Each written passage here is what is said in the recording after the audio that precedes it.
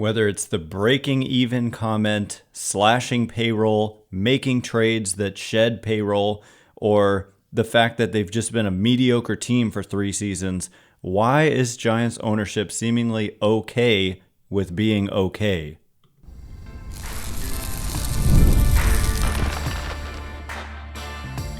You are Locked On Giants, your daily San Francisco Giants podcast, part of the Locked On Podcast Network, your team every day.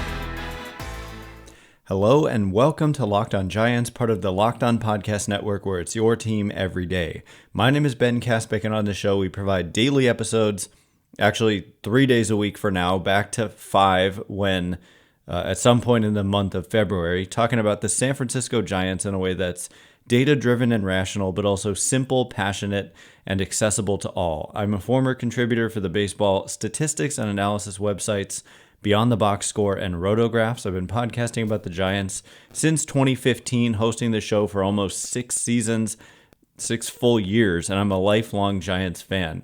Thank you for making Locked On Giants your first listen every day, 3 days a week for now. We're free and available wherever you get your podcasts, including YouTube, so check us out there if you have not already, and please hit that subscribe button wherever it is that you're following the show. Super Bowl 59 is here, and there's no better way to make every play more exciting than with FanDuel Sportsbook. New customers can bet just $5, and if you win, you'll score $200 in bonus bets.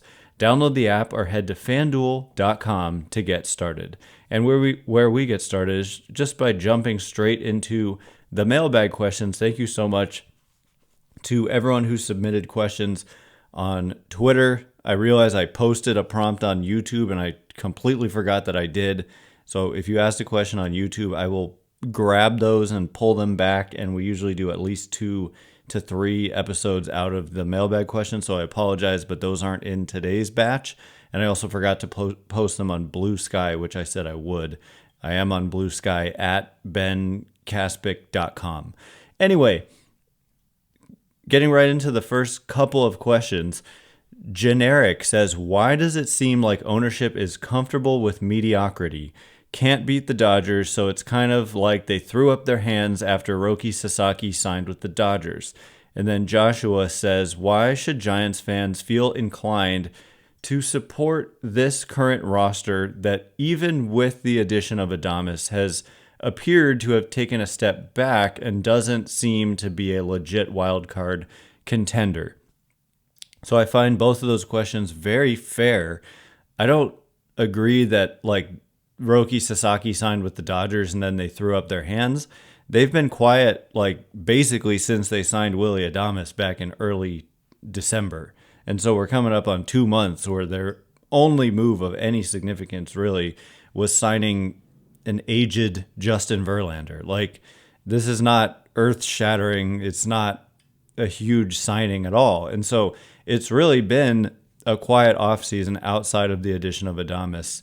And we know that they tried to make some trades. So far, we've heard from legit reporters, Andrew Baggerly, Ken Rosenthal, that they tried to acquire Garrett Crochet, impact starting pitcher, Kyle Tucker, very impact outfielder.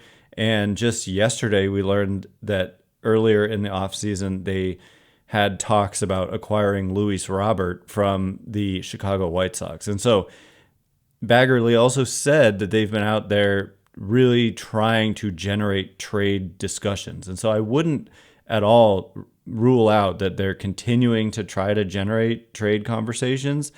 One of the questions, which wasn't really asked here today, but I've seen a lot, is the Giants don't have anybody to trade from, and people are basically basing this off of farm system rankings and which prospects appear on top 100 lists. But I think that really misses the point that they've had a lot of players who would have value in trades graduate from prospect lists, but they're not fully entrenched at the major league level either. Talking Hayden Birdsong, Landon Roop, Casey Schmidt. There are several others, and we are going to get to that. Probably not today. There's a bunch of guys I'm not Luis Matos, Marco Luciano, guys like that are not on prospect lists anymore. So that's just worth mentioning. But it does seem like Giants ownership is comfortable with mediocrity, right? Because we're talking about from the get-go, there were reports that they intended to slash payroll. And here we are, we're 1 day away from February, and slash payroll indeed they have done. Like, they have slashed payroll from last year to this year with a final estimated payroll of $206 million last year, and it's at $176 million right now in terms of the estimate by Roster Resource, which is one of the best, if not the best, probably much better than that other one people use, Spotrac. I don't even know how to say it. You should make your website easy to pronounce. Anyway, that's 30 million down from last year, and in terms of luxury tax payroll, currently at 217.5 million, down from last year's luxury tax payroll of 252.8 million. And so, yeah, they've reduced spending a year after finishing 80 and 82. And so it's perfectly valid to say that's super frustrating as a fan. I also get it kind of from an ownership perspective. You're investing all this money.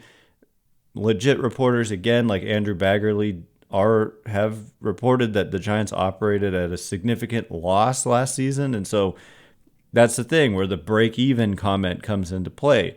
They've said it on numerous occasions. So we should take them for their word, which is that from a business perspective, they're looking to, in some ways, this is not the worst thing, because some teams, they don't try to break even, they try to profit. And don't believe those Forbes articles that come out every year and say, this is how much this team profited. That information is not public. And so they're just citing anonymous kind of vague sources, and owners vehemently deny these reports.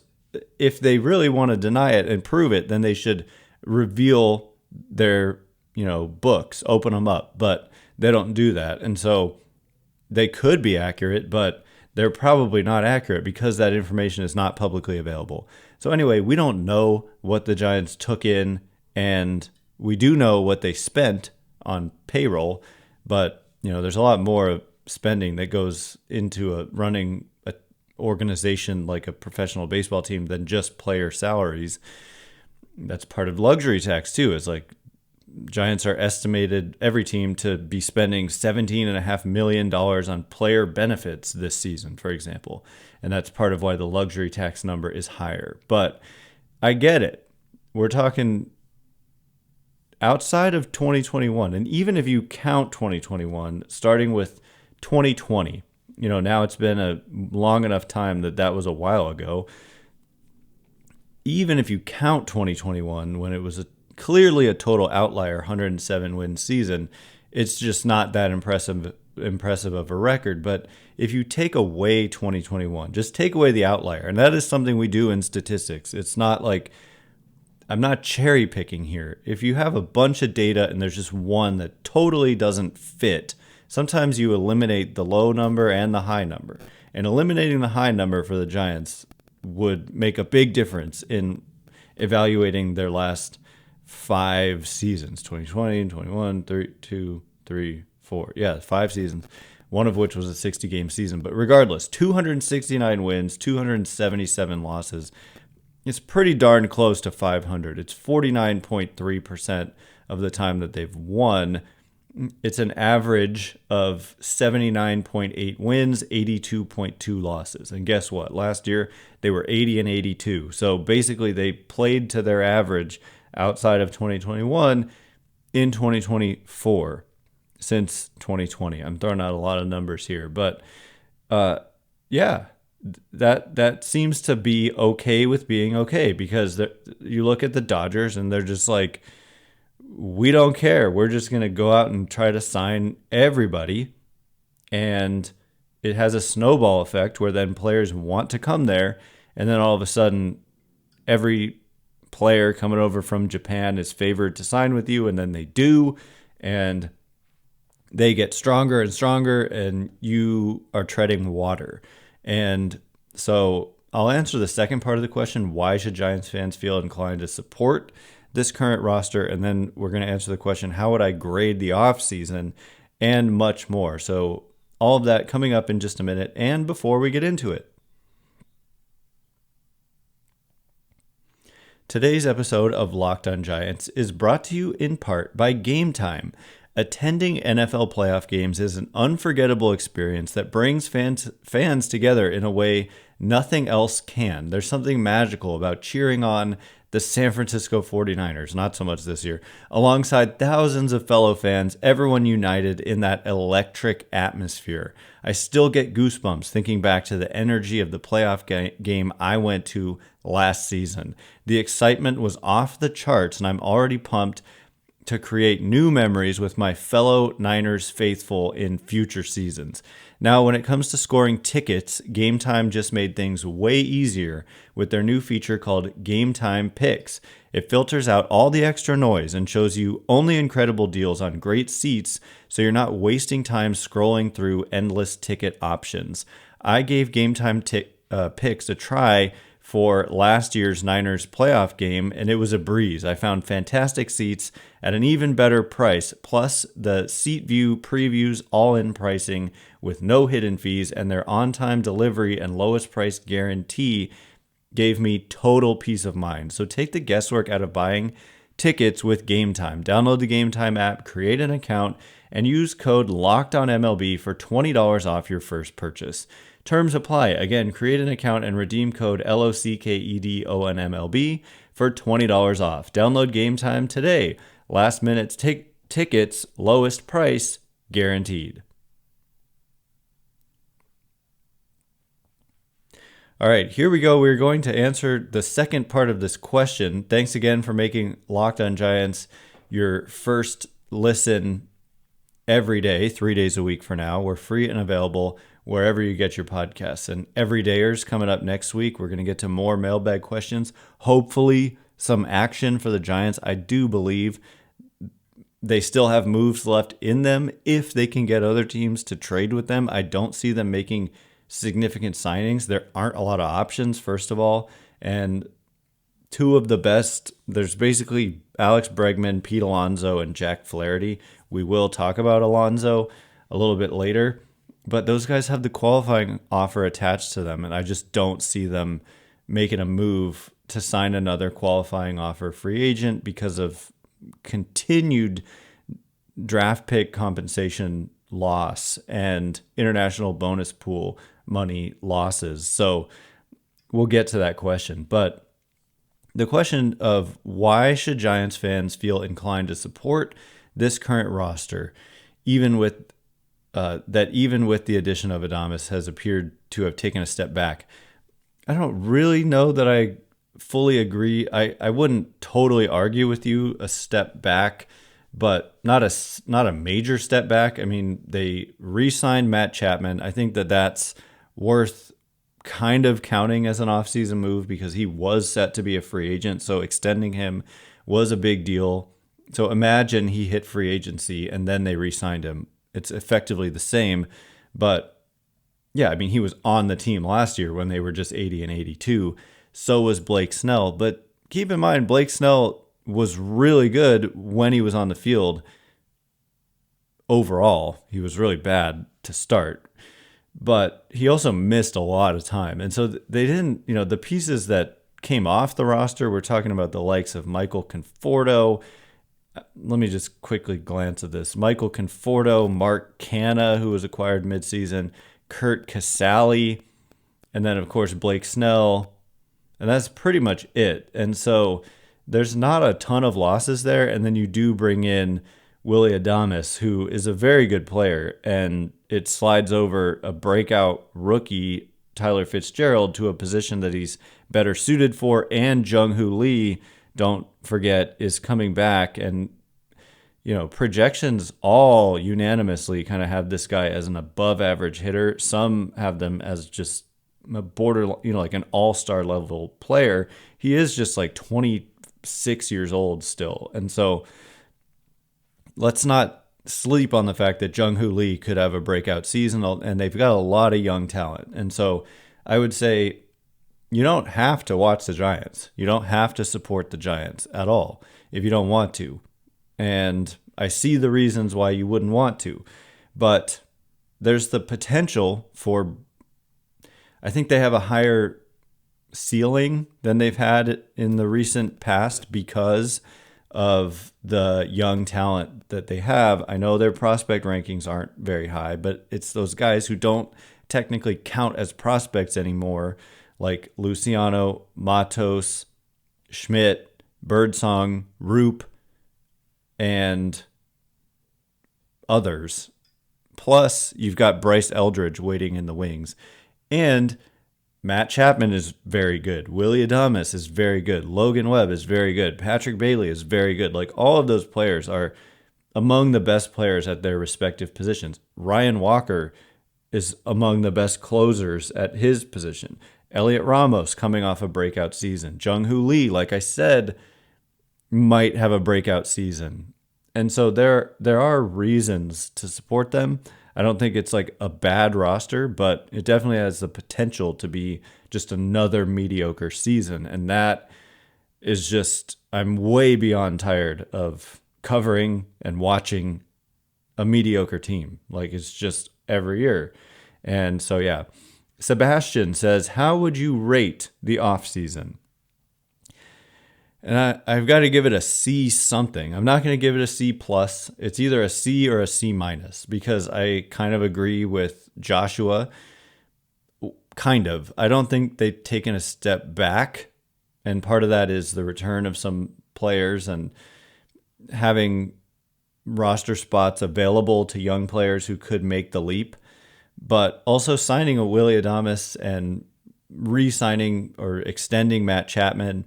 But Willy Adames alone, I mean, he should make a significant impact. He was one of the best free agents out there, and they did get him. And who knows, maybe 42-year-old Justin Verlander has something left in the tank.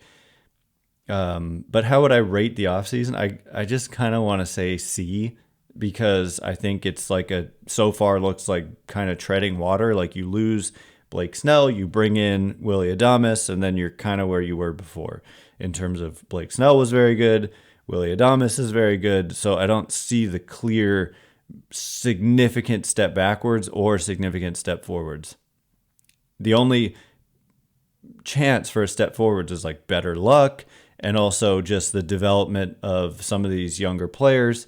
And again, don't come at me with but their farm system stinks, because I'm not necessarily talking about rookie eligible players. I'm talking about Luciano, Matos, Birdsong, Roop, Beck, all these young players who have yet to fully establish themselves.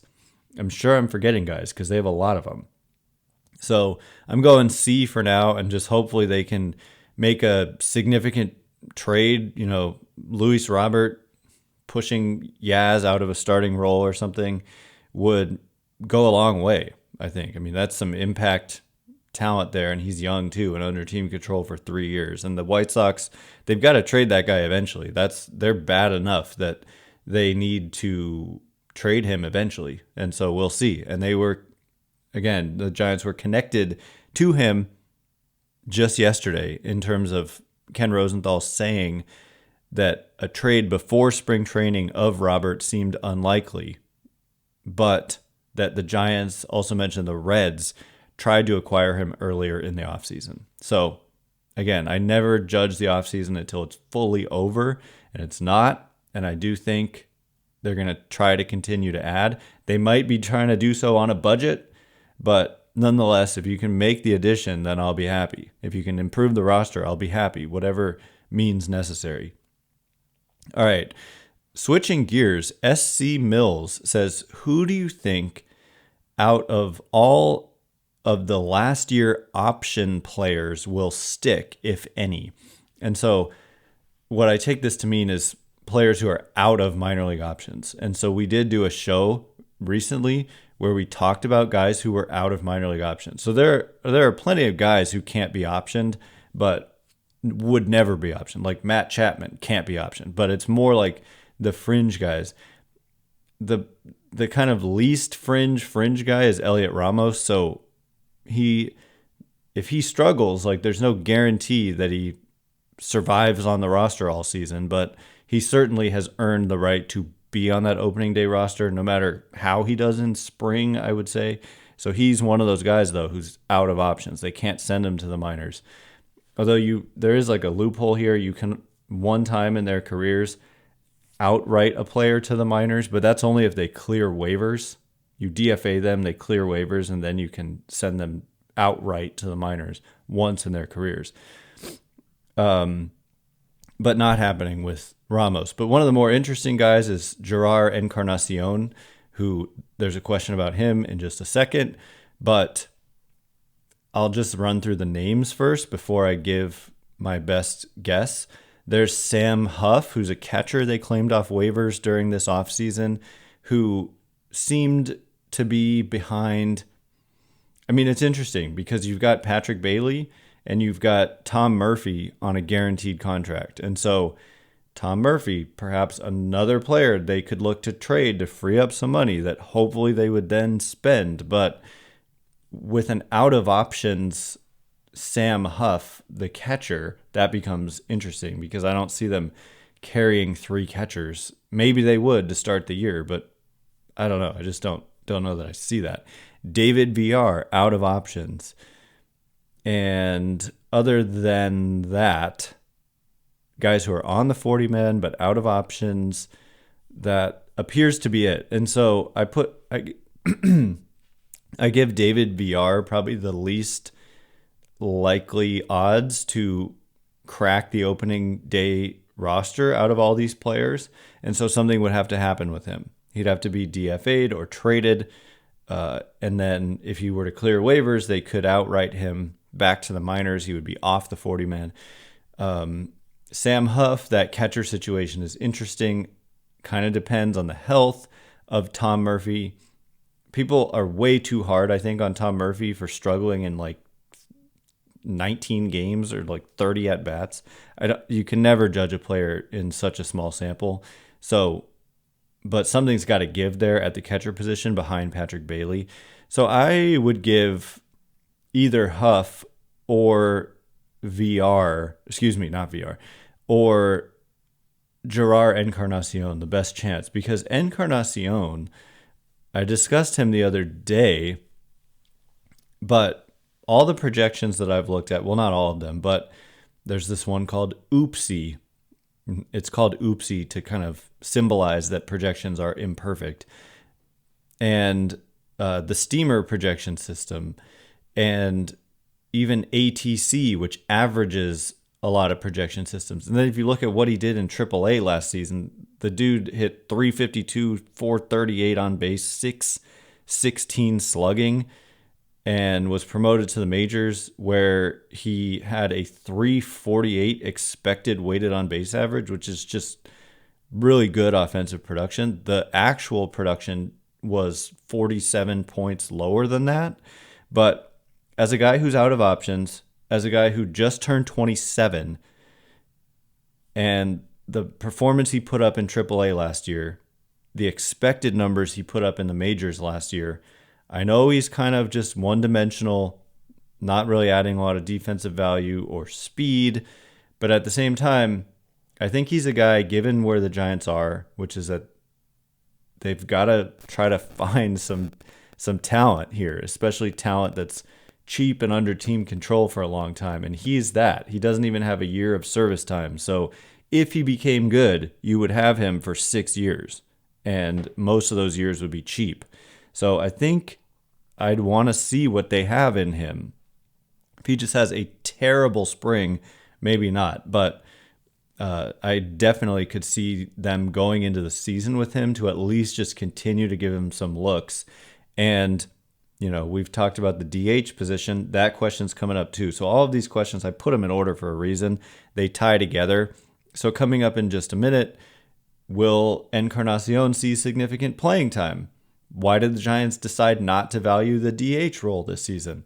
Those questions and more coming up in just a minute, and before we get into them. Today's episode of Locked on Giants is brought to you in part by FanDuel. Super Bowl 59 is here. One game, two teams, endless possibilities. And there's no better way to make every play more exciting than with FanDuel Sportsbook. Whether it's predicting the first touchdown, calling the MVP, or even betting on the coin toss, FanDuel makes it easy to get in on the action. With live betting all game long, you can adjust your bets as the game unfolds and feel the thrill from kickoff to the final whistle. The live betting feature lets you stay involved no matter what happens on the field.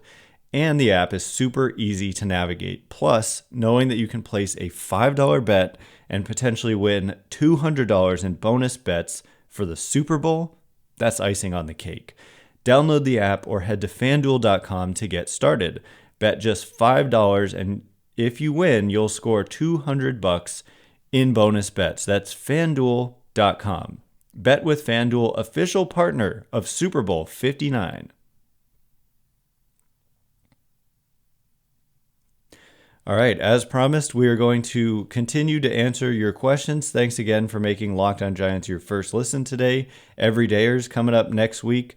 More mailbag questions and hopefully some moves to talk about. We'll see. And, it'll be February and spring training is sneaking up on us real quick here. And so there's going to be a lot to talk about coming up next week. And in February, we will return to being Monday through Friday as well. So the next question comes from Austin, who says, do you think Jerar Encarnacion sees significant playing time, or does Bob Melvin leave the DH spot open for rest?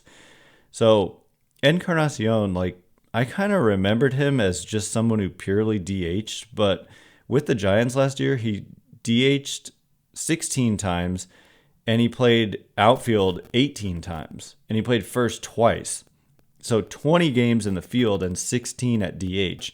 12 in right field, 6 in left. So he played the field more often than he DH'd, which I didn't really recall. It's not enough of a sample size to draw meaningful conclusions, but in his brief major league career, he's actually been fine in the outfield.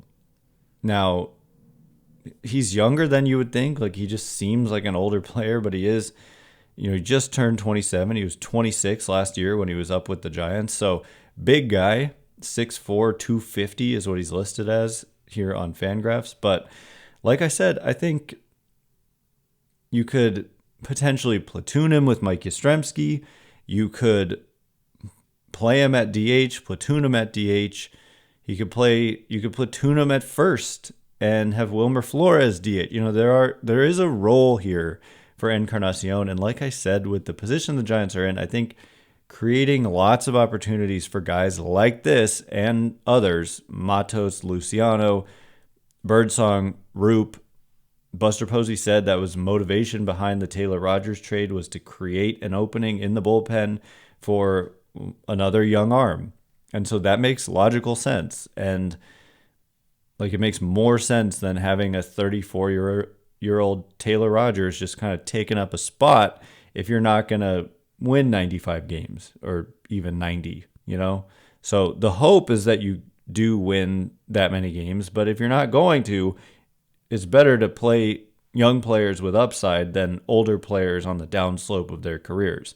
So anyway, I think because he's out of options that he makes the roster, and at least as of now, unless they make some kind of move, that he currently looks to me like kind of a guy who isn't being talked about much, who will actually make the roster because he cannot be sent to the minors.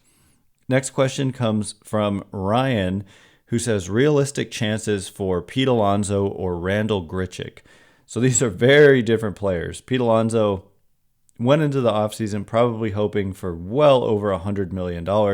Not sure what he's going to have to settle for now, but the fact that he's still unsigned, we've heard reports that the Mets offered him a 3-year deal for significantly less than $80 million or something, and he turned that down.